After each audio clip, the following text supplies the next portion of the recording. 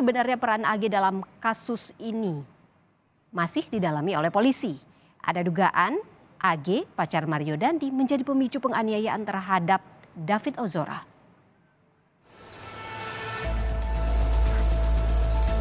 Diperiksa perdana di Polda Metro Jaya hari ini, tentu menjadi pertanyaan publik apa keterangan yang disampaikan oleh AG kepada polisi. AG, pacar Mario Dandi yang telah ditetapkan sebagai pelaku atau anak yang berkonflik dengan hukum, menjadi saksi kunci untuk mengetahui motif penganiayaan terhadap David Ozora. Kini kondisi David mulai membaik, keluarga tinggal menanti proses hukum yang masih berjalan. Alhamdulillah kondisi David semakin hari semakin menunjukkan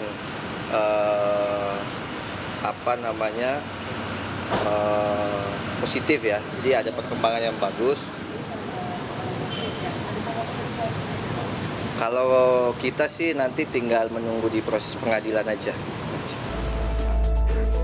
Dukungan dari berbagai pihak, termasuk Kapolda Metro Jaya yang turut menjenguk David Ozora, diharapkan mampu mengungkap kasus ini dengan terang benderang demi keadilan.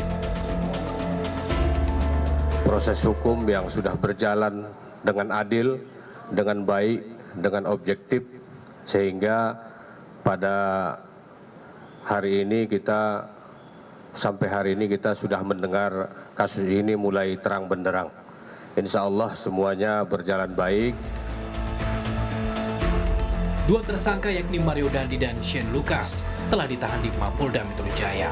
Sementara AG yang berstatus pelaku tak ditahan karena masih anak di bawah umur.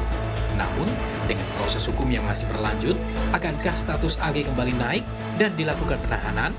Sebuah keputusan kini masih didalami oleh kepolisian Polda Metro Jaya. Tim Liputan Kompas TV.